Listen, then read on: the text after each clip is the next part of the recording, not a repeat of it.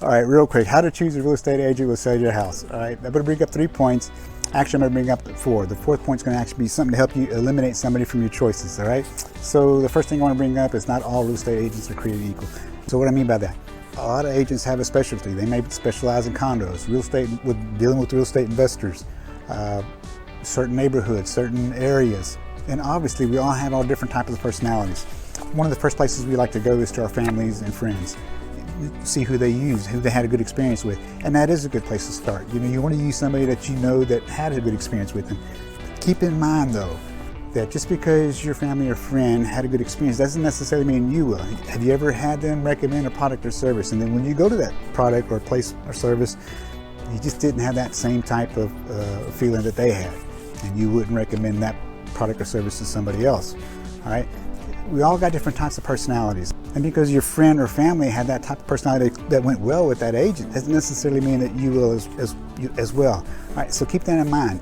Talk with them. You'll get that feeling once you start talking. And in saying that, the number one complaint about agents is communication, or lack of communication, so to say.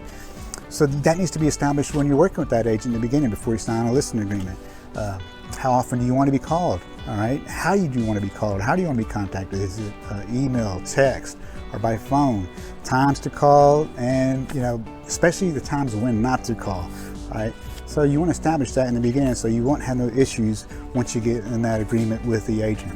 Okay, second thing I want to bring up is experience. A lot of agents would tell you to go for with a full-time agent or with years of experience, right? I get it, I understand. I understand what they're trying to say. But the fact is, I know a part-time realtor that outperforms full-time agents any day of the week, all right? They know what they're doing, they know how to handle things, and they get things done, all right? What would you rather deal with? Somebody that can get things done and is part-time, or somebody that's full-time only gets 2 or 3 houses a year? All right, so experience, I guess this really depends on how do you label experience. All right, so pay attention to that. The third thing is marketing. All right, okay, the thing that's going to sell your house is the market. So what that means, everything's going to be dependent on the location, the condition, and the price of your home. All right, your house. That's what it's going to sell it. So especially the price. If it's priced right and your agent puts it on the MLS, that's going to be the bulk of the work, because it's more than likely just get syndicated everywhere. Now, I'm not trying to take anything away from social media. I'm all for it. We should. Everybody should be getting as much exposure as they can. They want to make sure it gets out everywhere. I'm all for that. But it's price that's going to sell that house, all right? Now, people will say use a professional photographer in this marketing. Now listen, again, I understand it, but you know what? My wife and I went and looked at some houses, and they look great on the internet, and then when we got there, are you kidding me? It doesn't look nothing like it. It's almost like a misrepresentation of the house that was there. And one of the things that drives me insane is, you get these pictures of these houses that are almost like airbrushed and everything looks great. And believe me, when you get there, it looks nothing like it. And to me, that's just like being deceitful, all right? Deceiving me. And another thing is, you take a look around the neighborhood, no, you don't want to even be out there. What I like to do is I like to make a video of the area of the house, so therefore you know what you're getting into. Because last thing I want people to do is go out there and waste everybody's time. It looked great in the pictures, but this place just ain't for me. You waste your time, you waste my time, you waste everybody's time. And I'd rather have 1 or 2 serious buyers come out there than 10 to 20 that are coming there and it's being majorly disappointed. And I hope you understand that. I had a house that was put on the market. I was away and had somebody else take pictures for me with a cell phone.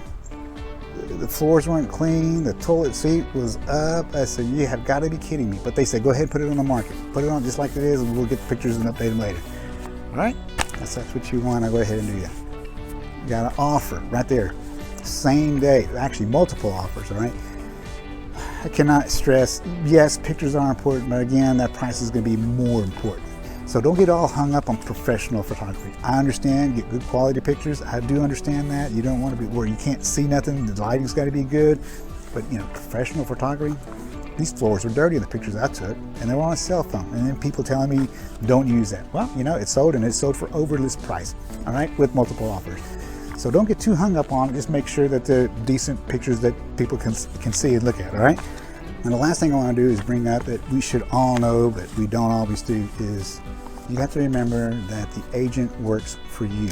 In other words, they should be looking after your best interests above and beyond anybody else's, especially above theirs. And so what I mean by that is, you sitting down with the listing agent and you're thinking about selling your house. One of the things they're going to ask you probably more than likely is, are you ready to sell? And you say, well, I don't know. Yeah, I do want to sell, but I got a friend that wants to buy it, but I just don't know how to do that with them. Okay.